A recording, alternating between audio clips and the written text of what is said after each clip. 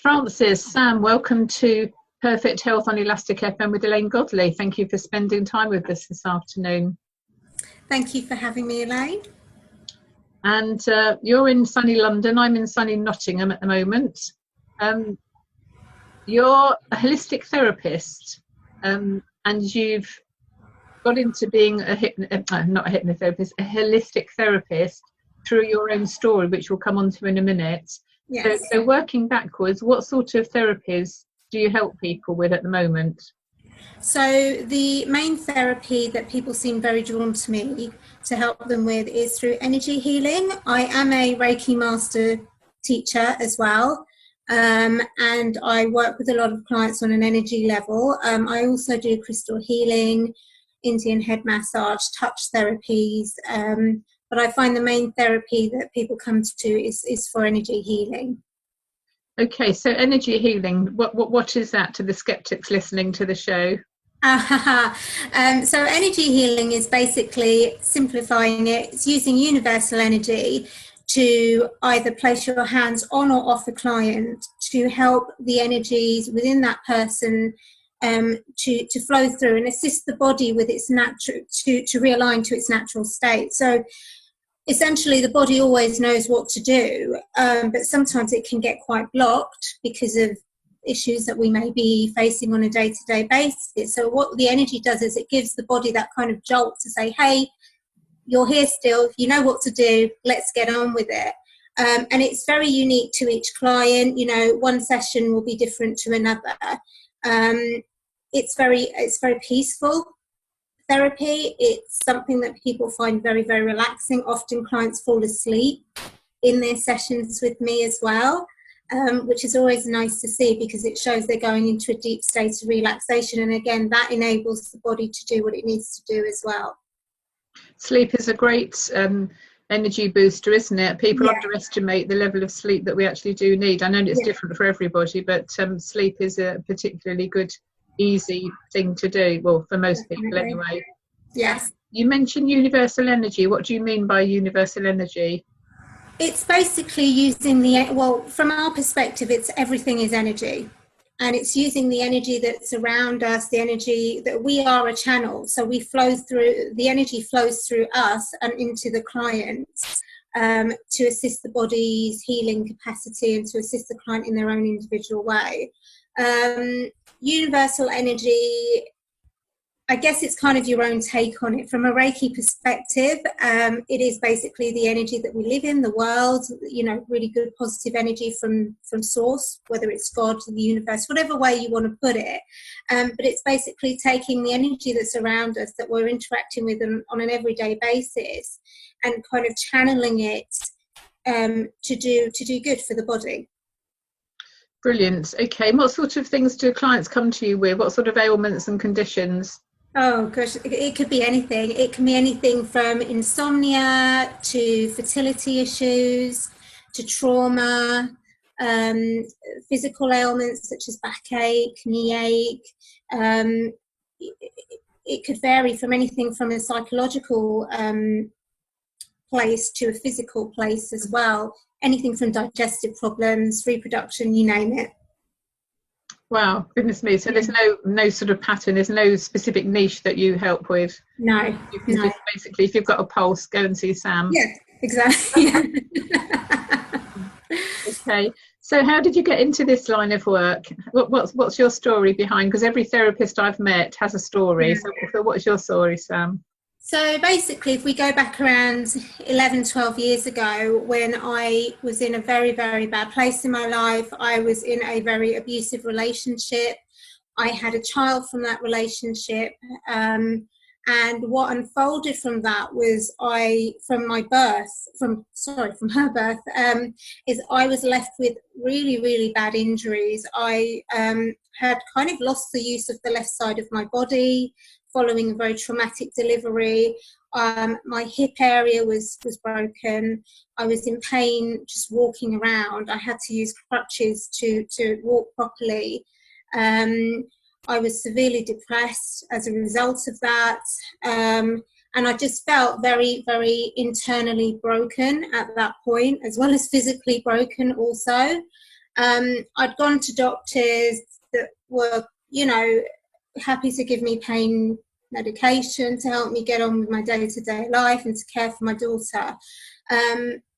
But for me, I just kind of felt like I was going in circles with it. I just thought, okay, I can take medicine, it'll get rid of the pain, but the fact is something is wrong.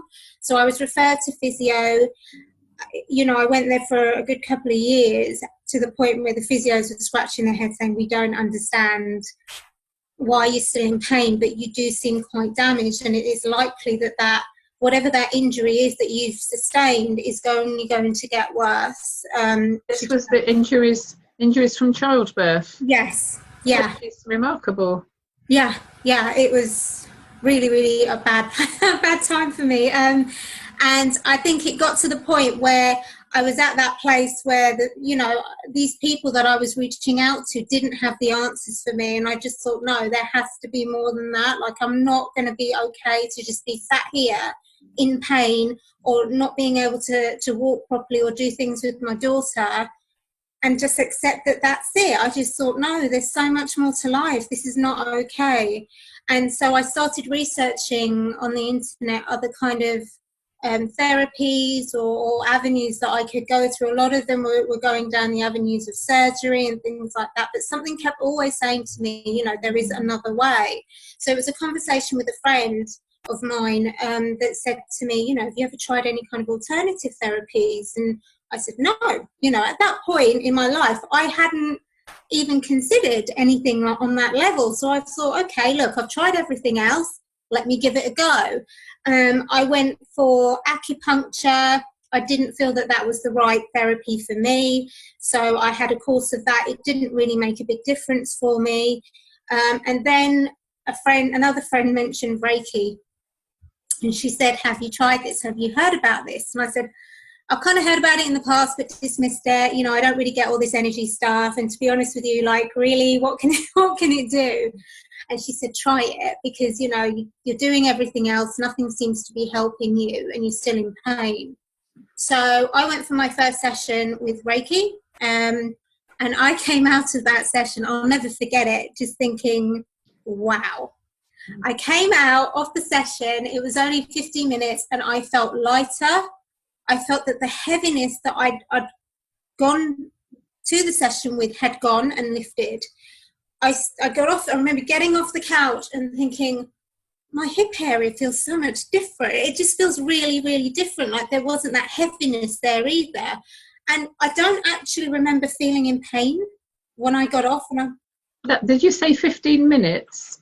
50, like almost an hour, yes. Yeah. Right, okay. And I started walking around and I thought, I feel okay. Like, what has happened here? Now, bear in mind, I'd gone in very, very skeptical, kind of thinking, look, fine, let me just try this, you know.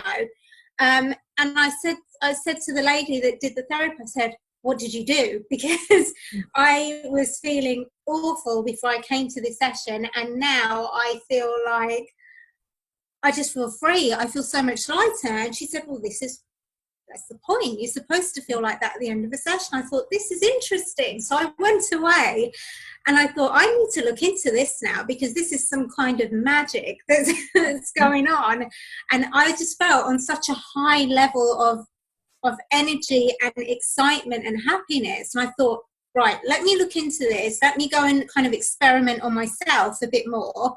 And then I want to learn more about what this practice actually is, which is what I did. So I went down an avenue of having more sessions. And in those sessions, I was noticing each session was different for me. And I was feeling different at each session. But every time I was having a session, I felt better in some way or form. And then I decided, right, okay, this stuff works, and I have to tell other people about it. I have to get other people to recognize this stuff. So I went on to train, and I got my Reiki level 1, and I then quickly moved on to my level 2. And during that process, I have to tell you, and for me, I'm going to use the word miracle, because that's how, you know, if I weigh up like how bad I was before I went down that pathway to where I felt and how I felt at the end of my level 2, I had eradicated the pain in my mobility. I was able to walk freely. My hips were no longer a problem. I'd managed the use of my left side of my body. I felt normal again. And I thought, I have to go, like, the others need to know, okay? So I went and I did that, and I became a Reiki practitioner. And I started practicing on family and friends, and I got really, really good feedback from that. I then thought, right, I need to teach this now as well. See, I'm very kind of like, I like to go up and up and up and up, you know, and go as far as you can go with things. And I went on to get my master's and my teacher's level with it, and I started teaching it.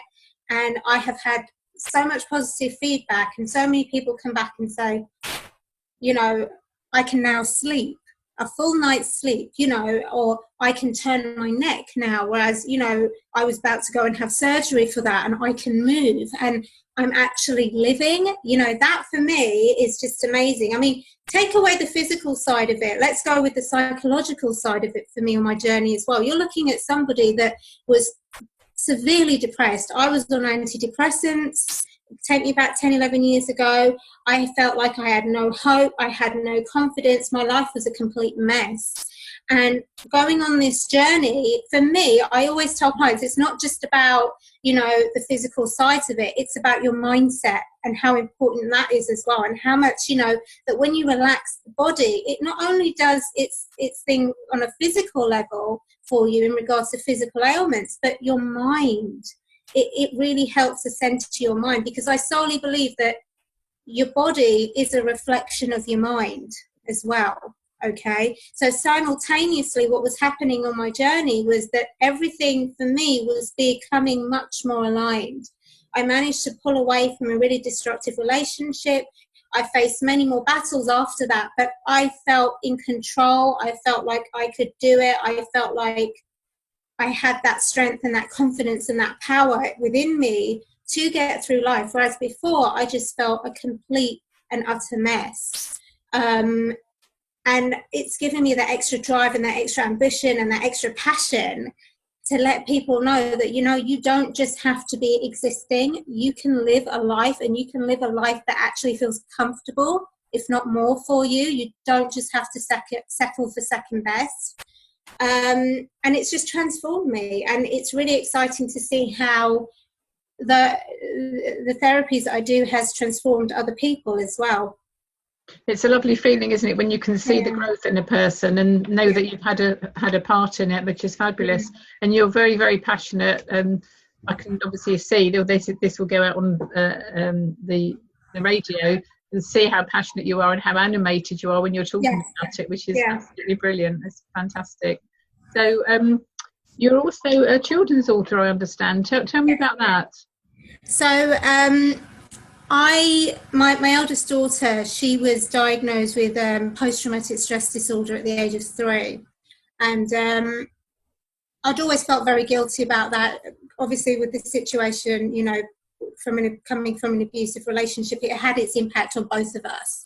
So what I would do is I would write, and it was very cathartic for me. It was, you know, it was a therapy within itself, just writing poetry coming straight from my heart onto paper, because at that time when I was feeling very, very depressed, I felt like I couldn't express myself to her. Like I said, I had postnatal depression for 3 years, and I felt like I was there, but I didn't feel connected to her. So I would write a lot of things, you know, down. And I wrote a poem, and it kind of reflected her pain. Like, it was just, I just wanted her to know that I saw her, I felt her, and though I may not have said anything to her, I recognised what was happening with her. And it was called What About Me? And I wrote that poem when I had my second child. And I remember writing it down and saying, right, one day I'm going to get this published for her. I don't care if it sells or does anything.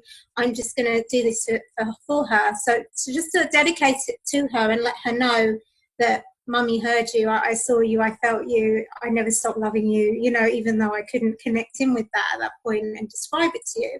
So I wrote it, and I sat on it for years, didn't do anything about it. And a friend of mine came across it and read it, and he was just like, why are you not doing anything with this? And I said, I don't know. And he said, do you not understand like how touching this story is? Like, if you could put it in a story, you could actually help other people that possibly are going through the same thing, you know. And my daughter was seeing some play therapists at the time as well, and she'd actually brought this poem in quite proudly to read to them as well. And they were very kind of like, wow, you know, you really kind of tapped into her feelings there, you know. And I thought, I wonder if this is another prompt to do something about it. So I did. I took the advice that I was given and I turned it into a book, which is conveniently called What About Me? And I self-published, and I put it out there, and I was really surprised by the feedback that I got on it. A lot of parents came back saying that they cried when they read the book, and you know, it seems to tap into to parents that were going through similar situations and their children. From that, I then created another poem for my second daughter called Big Big World. And Big Big World is based on her anxiety and feeling very small and very different in what feels like a massive world, and just feeling like you're not really kind of fitting in. She's got a very different personality to my other daughter. So I wanted a book that kind of reflected her journey as well, and how it's affected us as a family. And so I created that book for her. Again, I self-published it, and I'm looking to hopefully do a series of books that focus on childhood issues, but from the perspective of the child. So each book is very holistic in itself, because it is a reflection of me. And I include in the book a gratitude page. I include affirmations that the child can use. I include suggested activities for play and bonding activities, and a nice little part at the back that has about notes and thoughts and feelings, where the child or the parent can just kind of write down what they're feeling from reading the book, and just kind of getting it from heart to paper, which is basically where I started off. So yeah, those are the books that I've done so far. We were recently featured on the Channel 4 News. Wow. Just I think it was a couple of days ago, and we were discussing the lack of ethnic diversity in books. And so yeah, my book, The Big Big World, was featured on that as well briefly. But I just think it's really important to connect with people from a young age and take care of their mental health from then as well. So I'm on a bit of a mission with that too. Brilliant, excellent. And what greater role model than you for your daughters? How old are they now? My oldest is 11 and my youngest is 6. Okay, and where do people go to get hold of the books? They can go to Amazon to purchase them, or I have a Facebook page called What About Me series, which they can like and purchase through there. Brilliant. Okay, that's fabulous. And in terms of your Reiki skills, how do people contact you for that? So again, they can go through Facebook. My Reiki business is Soul Holistics, or they can go through or contact me via my website, soulholistics.org.uk. Soul Holistics, that's SOUL presumably. Yes. Soulholistics.org.uk. Yes. Fabulous. So thank you for sharing your story with us, or part of it, Sam. You've got 2 song choices. The first is Sia and Unstoppable. So tell me why you chose that song.